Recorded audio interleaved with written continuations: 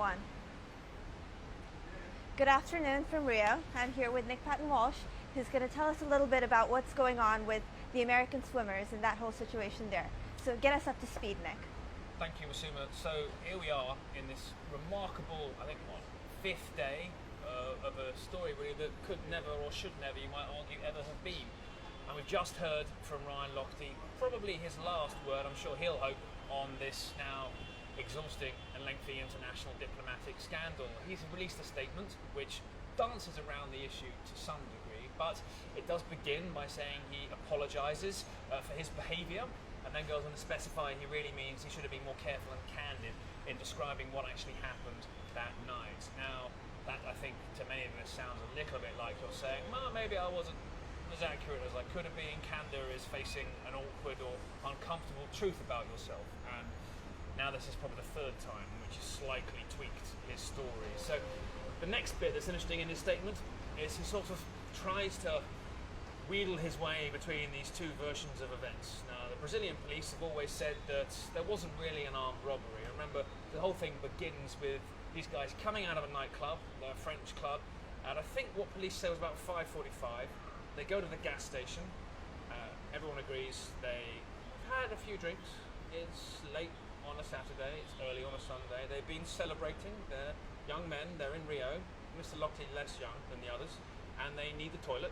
Yeah. And for some reason, they don't use the toilet that's right in front of them behind the gas station. I've been there, it's pretty hard to miss, it doesn't smell so good.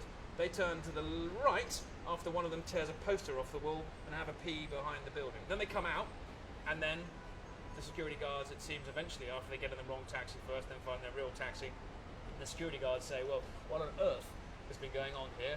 And then the stories diverge.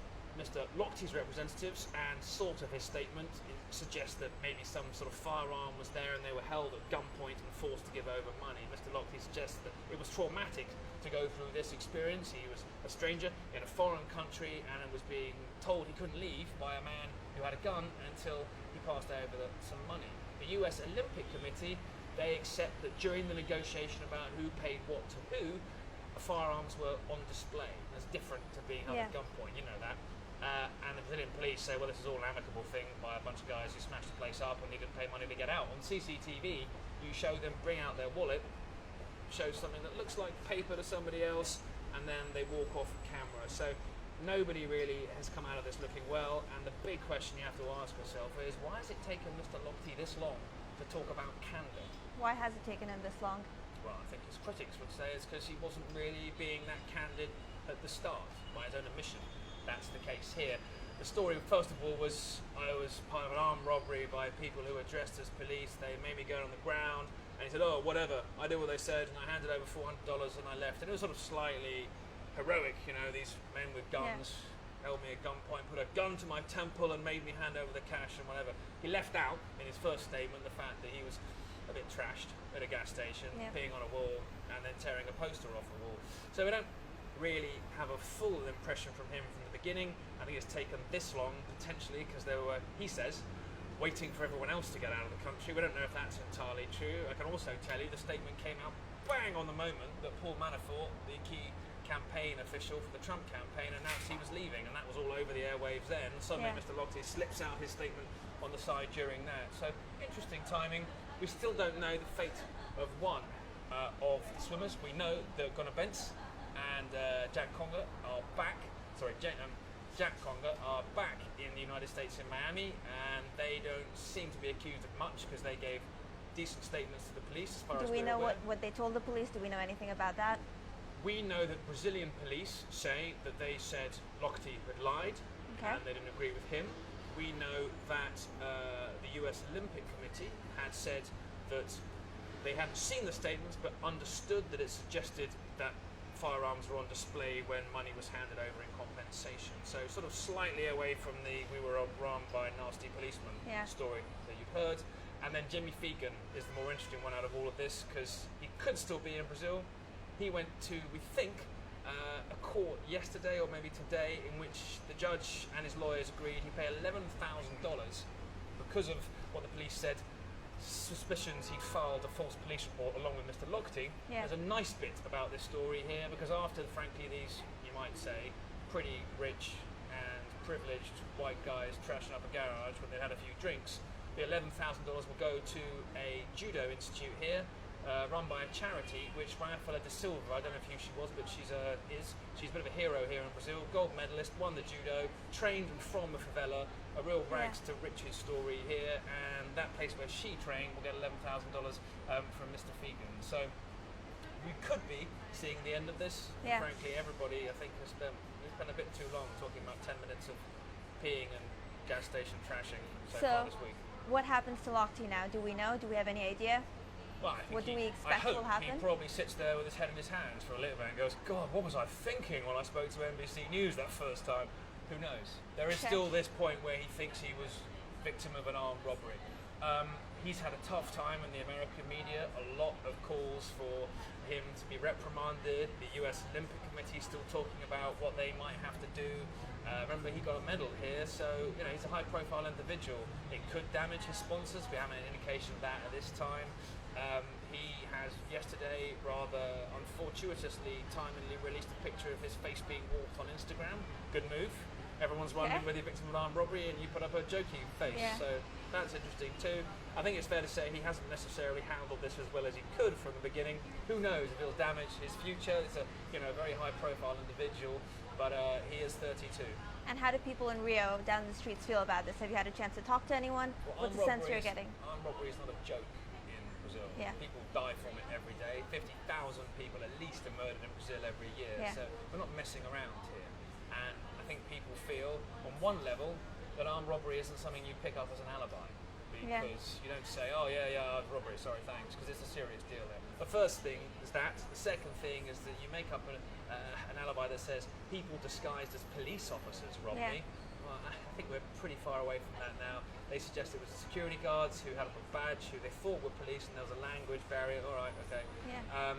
That's pretty offensive to those organising security here, because if we're saying to everybody you can't trust anyone in uniform anymore because they might hold you at gunpoint and rob you, then how do we know this bubble down in front of us here is still safe to walk around? So there's that mess, and then on top of that too, the whole issue of crime in Rio de Janeiro. They've tried to convince people it's going to be fine, you can come here safely. This is a very high-profile incident happens. Oh my God, Ryan Lochte robbed at gunpoint. It turns out actually he wasn't, maybe. And what questions do we still have? I still wonder exactly what went through Mr. Lochte's mind when he says he was having a gun pointed at him. I wonder quite how much those four men remembered when they woke up the next morning. They do look like they'd had a pretty celebratory evening when you see them in the CCTV video. And I also wonder what was going through the mind of the security guards here, because they drew weapons probably for a reason. Yeah. You don't often point a gun at someone you may even recognise as an Olympic athlete at the gas station there. They could have found it as traumatic as Mr. Lochte says he found it. And for the people who haven't watched that video, are they recognizable as athletes, as American athletes in that video? Well, Mr. Lochte took the rather, now perhaps in retrospection, unfortunate step of dyeing his hair white for the games. Yeah. So yes, you can pretty much clearly see that. You know it's him. You can't go, it looks a bit like me. Yes, he's the only white-haired guy around, so yeah. And people on Facebook want to know, is this going to make Americans look bad? Does this give us a bad reputation? Well, I mean, it What probably does this already mean? has, but I suppose most nations expect and tolerate the idea that some of their population behave in irrational, irresponsible fashions, particularly after a night of celebrating. So I don't think the reputation of all of America is tarnished, and the USOC Olympic Committee has apologised. We've also heard an apology from Mr. Lochte. That's been accepted by Olympic officials here in Brazil. I don't think many people will be buying Ryan Lochte t-shirts here on the street in Rio unless they have unpleasant phrases attached to them. But it's not been particularly good for him, frankly. And has it tarnished Rio's reputation? There were a lot of concerns coming into the Olympics. Do you think this stains the city's reputation going forward? No, I don't think this has damaged their reputation. I think it put on the radar at a time when everyone should be saying, these games have passed without any major awful security incident. It's put on the radar the issue of violent crime here, which I say is no joke. We've had people mugged, robbed at gunpoint for the last couple of months here as they arrived during the preparation of the games. That's been serious, it's been ongoing, and the one we were talking about, turns out, it wasn't really as bad, probably, as people originally had thought. And what did we learn from this for next time, for the next Olympics? When you're travelling home late at night from a nightclub and you need a pee, hold it in, because the Olympic venue where you live is just down the road. Okay.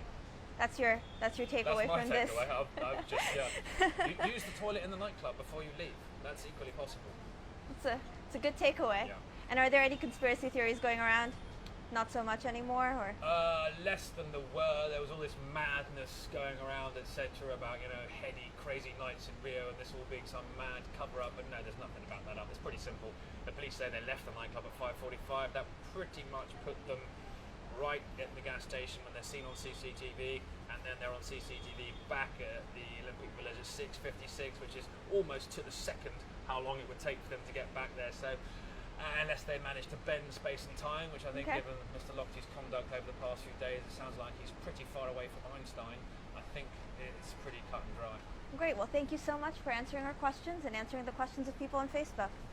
Thanks.